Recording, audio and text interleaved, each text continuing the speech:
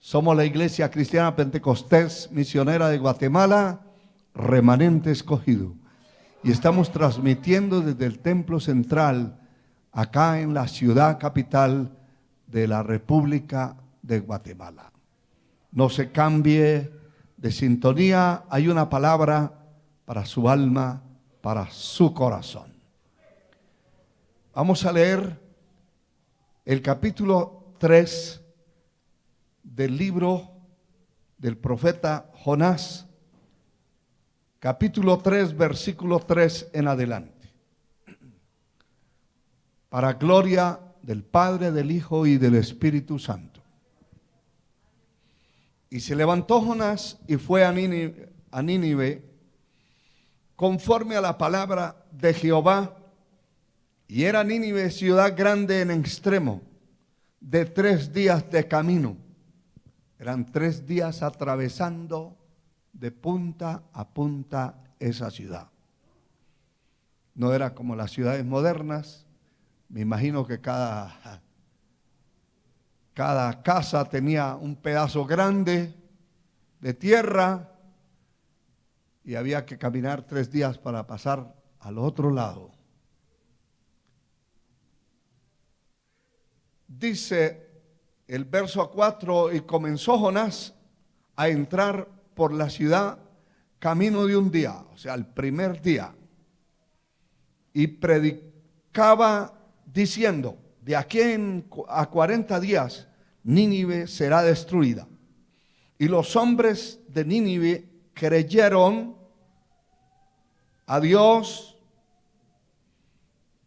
y proclamaron ayuno y se vistieron de cilicio, desde el mayor hasta el menor de ellos. Llegó la noticia hasta el rey de Nínive y se levantó de su silla, se despojó de su vestido, se cubrió de cilicio y se sentó sobre ceniza.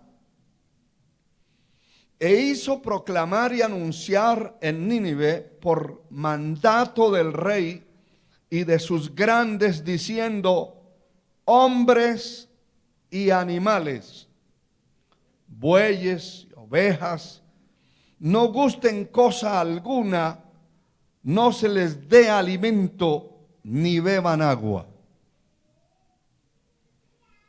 sino cúbranse de cilicio hombres y animales y clamen a Dios fuertemente, y conviértase cada uno de su mal camino, de la rapiña que hay en sus manos.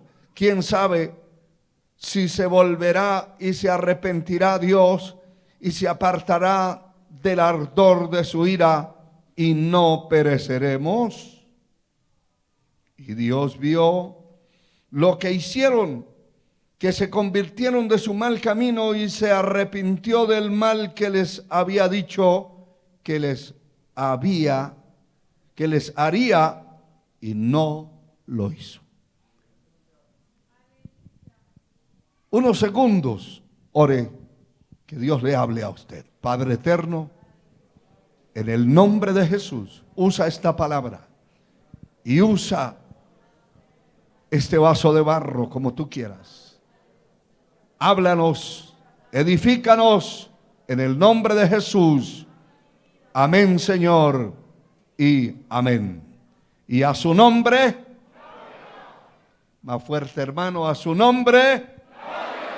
Eso. Gloria al Señor. Siéntese. Quiero hablarles, hermano, del impacto, el impacto que causa la palabra viva. Las palabras o la palabra, en un conjunto de palabras que se declaran como una palabra, pero son millones de palabras que el Señor dijo. Cada una de esas palabras tienen un poder extraordinario y son vivas. No es una palabra muerta. Y yo meditaba en esto, que la palabra de un ser humano, de un hombre, de una mujer, es una palabra que en cierta manera es muerta. Porque esa palabra, algunos dicen, las palabras se las lleva el viento. Aunque eso no es cierto. Las palabras del hombre en sí tienen un poder de vida o de muerte, un poder edificativo o destructivo. Depende la forma en que se diga, se aplique, se hable o se decrete, porque podemos nosotros con nuestras palabras dar decretos, dar mandamientos sin darnos cuenta, dar ordenanzas. Las palabras son poderosas, pero son peligrosas.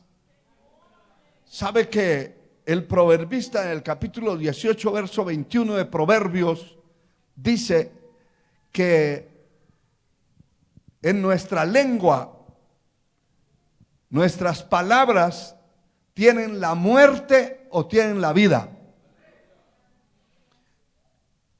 La muerte y la vida están en el poder de la lengua, y el que la ama comerá de su fruto. Y note que es la palabra del hombre, la palabra humana, la palabra de un ser humano que es un mortal y que es pasajero, peregrino aquí en la tierra. Sin embargo, esa palabra que dice, lo puede atar o lo puede libertar. Esa palabra que sale de su boca, hermano o hermana. Por eso hay que ser de pocas palabras.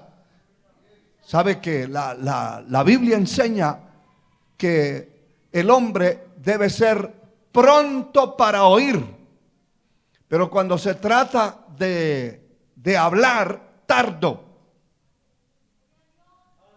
Usted ve que a los seres humanos y a los seres vivos, la mayoría de los que yo puedo conocer tienen dos oídos, pero una sola lengua. No he visto ningún animal raro que tenga dos lenguas.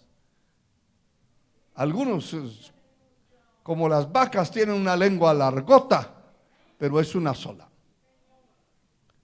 Y tienen hasta una lija ahí para raspar las piedras donde lamben. La lengua que articula las palabras del hombre, del ser humano, pueden tener vida o pueden tener muerte, pueden tener sanidad, hermano, o pueden tener veneno. Hay gente que tiene un veneno en la lengua terrible. La persona que no es de Dios, que es en parte o prácticamente es parte de la cizaña que puede crecer con el trigo. Nosotros no podemos ignorar eso. Yo no puedo ignorar, ni usted lo debe ignorar tampoco, que dentro del trigo hay cizaña. Y esa cizaña, cuando se expresa destructivamente, sea en su casa, sea en su trabajo, sea en el templo, sea dentro de la congregación. Cuando habla es peligroso, porque tiene veneno las palabras. Alabado sea Dios. Cualquiera de ustedes podría decir, bueno, ese mensaje que escuchamos ayer o escuchamos antier, a mí no me gustó porque es demasiado duro. ¿Sabe que eso se llama veneno? Porque no puede haber ningún mensaje demasiado duro. La palabra, si es verdadera, es una palabra para enderezar. La Escritura dice: haced sendas derechas para que los cojos, está refiriéndose al hombre, para que los cojos, lo que se quiere salir del camino, se enderezca. Haced sendas derechas para vuestros pies, para que los cojos no se salga del camino, sino que sea sanado. Alabamos a Dios por eso. Si las palabras de los seres humanos tienen poder, tienen una dinamita, y usted puede decir: estoy bajo la ruina, y seguro que lo está, porque lo dijo, y esas palabras tienen poder. Pero puede decir: yo estoy en victoria, y así ande, hermano, así no tenga un centavo en el bolsillo, y puede confesar con su boca que tiene la bendición de Dios, que hay bendición económica, que las puertas se abren, que hay oportunidades grandes. Usted está diciendo algo que se va a hacer una realidad. Yo no sé cuántos dijeron al comienzo de esta pandemia que se iban a enfermar, y se enfermaron. Y es posible que alguno diga, haya dicho, porque ya no existe, haya dicho: si me toca a mí esa plaga, me mata. Pues lo mató, porque ya no existe. Pero si usted dice: esa plaga infernal a mí no me toca, a mí no se me va a acercar, y si hace contacto con mi cuerpo, se destruye ese virus infernal en el nombre de Jesús. Eso lo está usted diciendo. Y entonces es posible que le hagan una prueba de las que hacen para esa plaga, y salga positivo, y usted nunca sintió nada. Aparte de que hay pruebas falsas, muchísimas, pues también su fe y su confesión de la palabra es tan poderosa que no importa quién esté ahí. Alabado sea Dios. Pero lo que quiero decir es que si la palabra del hombre tiene poder, que hay mucha gente que cree más en la palabra que dijo fulano o fulana que en la palabra que dijo el Dios vivo. Sí, hermano, es extraño, porque dice: si dice fulano, sí. No, pero la Biblia dice: no, pero, ¿entiende? Se cuestiona la palabra de Dios. Y la palabra de Dios no solamente tiene poder, la palabra de Dios tiene vida. La palabra de Dios es viva, que si se mete al corazón, se metió la vida. Se mete a los tuétanos, se metió la vida. Se mete en el alma, se metió la vida. Una persona oye la palabra verdadera de Dios y no la puede sacar del corazón. Allí queda preso, atado para gloria de Dios, por supuesto, a la palabra que escuchó. Que la fe viene por el oír la palabra. Entonces la palabra de Dios tiene una vida extraordinariamente poderosa que sana. La palabra de Dios sana.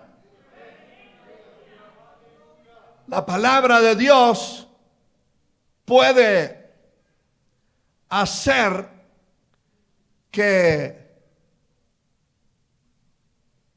alguien está enfermo y se ora por él, está creyendo es en la palabra del Señor. Se ora por él, y si él cree en la palabra, ¿en cuál palabra? En la palabra que está escrita, que por las llagas de Cristo yo fui sanado. Yo no tengo que creer en la palabra que está hablando el predicador o el orador. Yo voy a creer en la palabra que está escrita. Porque de lo que está escrito, escrito está.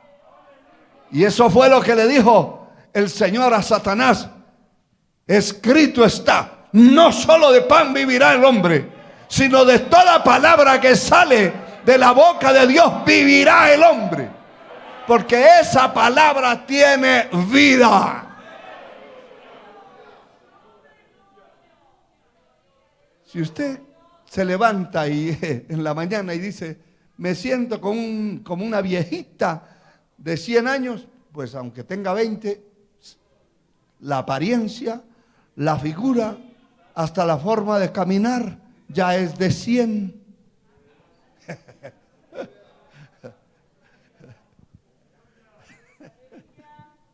¿Quién se lo dijo? Su boca. ¿Quién le dijo que estaba enfermo? Su boca. ¿Quién le dijo que estaba en la ruina? Su boca. Mire, la palabra de Dios tiene un poder extraordinario de vida que, por ejemplo, el Salmo 107 dice, el verso 19, son versículos que no tenía aquí en mi bosquejo, pero que Dios me está dirigiendo a que les diga esto. Dice el verso 19 y 20 del Salmo 107, pero clamaron a Jehová en su angustia y los libró de sus aflicciones. Y note esto, envió su palabra, la envió. ¿Y qué pasó con eso? Los sanó. ¿Qué más? Los libró. ¿De qué? De su ruina. Esa es la veracidad, la vida que tiene la palabra de Dios. Por eso una iglesia, hermano, una congregación donde se ministra la palabra de Dios, se le da tiempo a la enseñanza de la palabra de Dios, la congregación se mantiene con vida. Donde se cantan 2 horas y el mensaje son 10 minutos, esa congregación está muerta, porque no es la presencia de un pastor, de un evangelista, y menos de un falso apóstol o profeta en los tiempos que vivimos. No es la presencia del hombre, es la presencia de Dios a través de su palabra. Su palabra es viva. Él envió su palabra, ni siquiera fue, la envió. Tremendo, hermano. Entonces el que se agarra a esa palabra recibe vida, recibe lo que necesita. Porque todos no necesitamos lo mismo. Unos necesitan una cosa, otros necesitan otra. Pero la palabra Dios la va a enviar para sanar si es sanidad que necesita, para sacarlo de la ruina si es ruina la que tiene.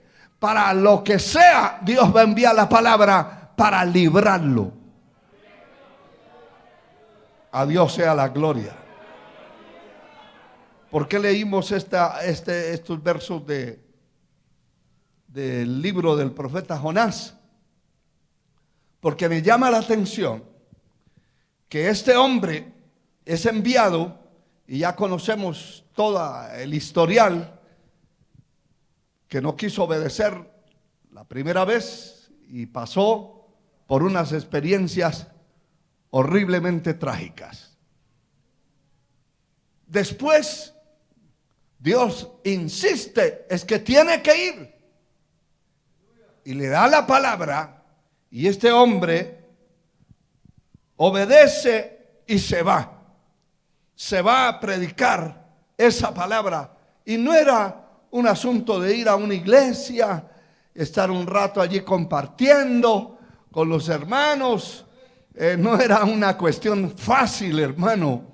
Era una caminata de 3 días. Y el primer día, y no caminando solamente, gritando. No creo que existieran los megáfonos en ese tiempo, y mucho menos las bocinas recargables que ahora se lleva el hermano Byron y el grupo de evangelismo. Una bocinita ahí en la espalda y va gritando por todas partes. No, no, no. Eso era pura garganta abierta. Caminando el día completito. Ir a descansar un rato. Ir a descansar y al día siguiente salir el otro día de camino. Sí. ¿Qué es lo que me llama la atención y quiero dejar en su corazón? Alabado sea el Señor. Que los hombres, el verso 5 dice, y los hombres de Nínive creyeron a Dios. ¿Por qué creyeron a Dios? Por la palabra. Creyeron la palabra. Y de una vez proclamaron ayuno y se vistieron de cilicio, desde el mayor hasta el menor de ellos. Y esto es lo que me llama la atención. Que la noticia, la predicación, la noticia, porque se corría la voz. El uno escuchaba y la pasaba al otro y el otro al otro, y corrió por todas partes la voz. Y llegó al palacio, llegó al rey, y el rey escuchó la palabra. ¿Qué es lo que hay un hombre que dice que es profeta y está gritando? ¿Y qué es lo que dice? Que dentro de 40 días esta ciudad será destruida por el Dios del cielo. Se quitó el manto, se quitó todos los atavíos de rey y buscó ceniza para tirarse allí, para humillarse, echarse polvo en la cabeza, tierra. Y no solamente eso, decretó: aquí se van a morir todos. Aquí no pienso que se quede una vaca gorda como las de Amalek. No, aquí la espada, el juicio va a caer sobre vacas, ovejas, caballos, todo. Entonces, en lo que respecta al cuidado humano hacia los animales que tenía bajo su dominio, prohibido darles de comer y darles de beber. Y los niños, pues tampoco. ¿Se van a morir? No se mueren. ¿Van a gritar? Eso es lo que queremos. Mire, hay padres de familia que llevan a su hijo a un ayuno y cuando ya lo ven que son las 10 de la mañana y se pone todo pálido y empieza a retorcerse y a salirle las lágrimas, pega la carrera a la señora a meterle la pacha, a darle el tamal que tiene ahí en la bolsa. No, hombre, si lo que necesitamos son lágrimas. En un ayuno no se necesitan dormilones, se necesita llanto, se necesitan lágrimas que muevan el cielo, porque hay una necesidad urgente. Lo que me llama la atención poderosamente es que este hombre era un inconverso, un pagano que no sabía nada de eso, y dijo: no, ¿qué hay que hacer aquí? Hay que humillarnos delante de Dios. Y me imagino que el mensaje que predicaba aquel hombre era: tienen que ayunar, tienen que humillarse, si no viene el juicio, los va a acabar Dios a todos. Hermanos, se pusieron en ayuno las vacas, los toros. Esos ayunaron más que esos creyentes tibios, hermano. Las vacas, los caballos y los toros le ganaron a mucho cristiano tibio y a mucho predicador tibio que no son capaces de hacer un día de ayuno completo. Aquí se decretaron varios días sin beber agua y sin comer nada, porque había un juicio ya predeterminado que iba a caer sobre aquella gran ciudad. 120,000 personas, dice el Señor, que no conocían entre la mano derecha y la izquierda. Una ciudad de 100,000 habitantes es grande, pero en esa extensión de tierra, por eso se hacía demasiado grande. Poder en el nombre de Jesús.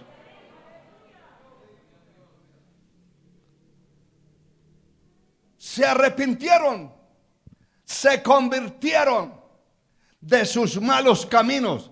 Y ese hombre inconverso como que repetía lo que el profeta estaba diciendo y les hablaba y se convirtió en un predicador. El rey pagano. Hermano, el miedo es atrevido.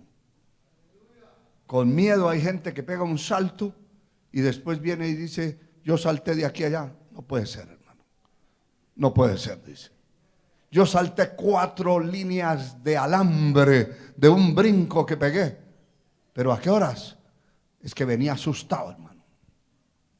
Con miedo cualquiera es valiente. Para correr, por supuesto. Alabado sea Dios. Y qué tremendo, porque la palabra que escucharon, dice que el verso 10, que Dios vio lo que hicieron, que se convirtieron de su mal camino y se arrepintió del mal que les había dicho que les haría y no lo hizo. Porque vio que se arrepintieron, se pusieron en ayuno, en ceniza, se humillaron. ¿Por qué? Por el oír de la palabra. La palabra que predicó aquel hombre era palabra no del profeta, no del hombre, sino de Dios.